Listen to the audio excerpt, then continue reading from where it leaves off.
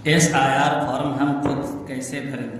तो सबसे पहले अगर आपका 2003 की लिस्ट में नाम है तो आपको उसी के मुताबिक यहाँ पर पूरा डिटेल्स देना होगा। लेकिन अगर आपका नाम नहीं है तो आप इस खाने को इस तरीके से या इस तरीके से, दोनों में से किसी एक तरीके से क्रॉस एक लकीर बना देंगे, फिर इसको छोड़ देंगे। उसके बाद सबसे पहले 2003 की लिस्ट में जैसा नाम है, आपके पिता या माता या दादा दादी जैसा भी नाम है, उनका नाम इसके अंदर भरेंगे। तो ये मैं अपना एक डेमो दे रहा हूँ।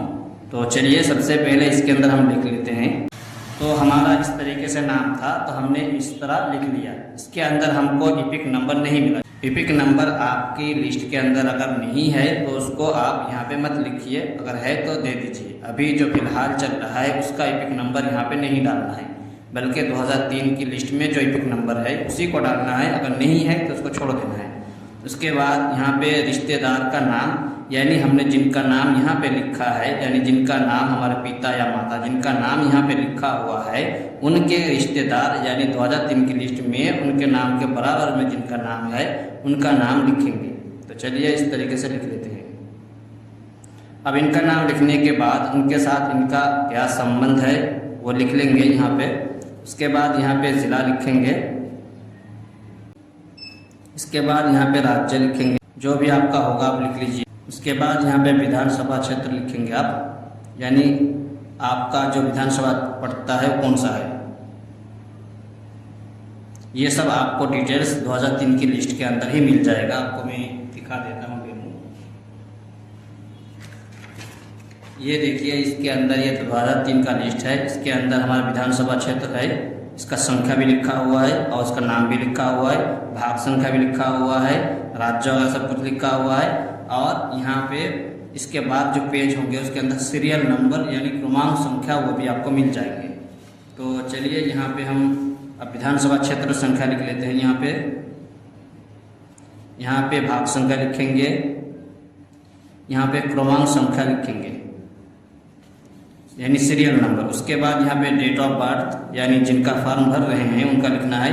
अगर 1, 2, 3 या 9 तक है तो आपको 0 देने के बाद वो नंबर लिखना है।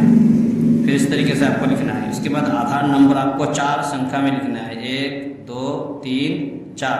फिर छोड़ना है 5, 6, 7, 8, गलत है, 4 करके लिखना है, 9, 10, 4। इस तरीके से आपको लिखना है, 4 करके लिखना है। बीच में स्पेस देना है, इसके अंदर कोई लकीर वगैरह देने की कोई ज़रूरत नहीं। उसके बाद यहाँ पे मोबाइल नंबर देना है 9, फिर जो देंगे 10 संख्या का आप दे देंगे। यहाँ पे मोबाइल नंबर देने के बाद पिता या अभिभावक का नाम देना है। तो यहाँ पे हमने जो नाम दिया 2003 की लिस्ट के हिसाब से दिया है। यहाँ पे जो देंगे अभी फ़िलहाल करंट जो हमारे पास वोटर कार्ड है उसके अंदर जो नाम लिखा हुआ है वो हम देंगे।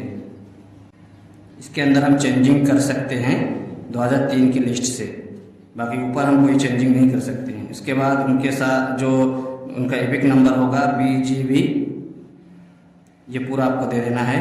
इसके बाद माता का नाम देंगे यहाँ पे जो भी होगा। उसके बाद यहाँ पे माता का एपिक नंबर वो भी दे देंगे यहाँ पे।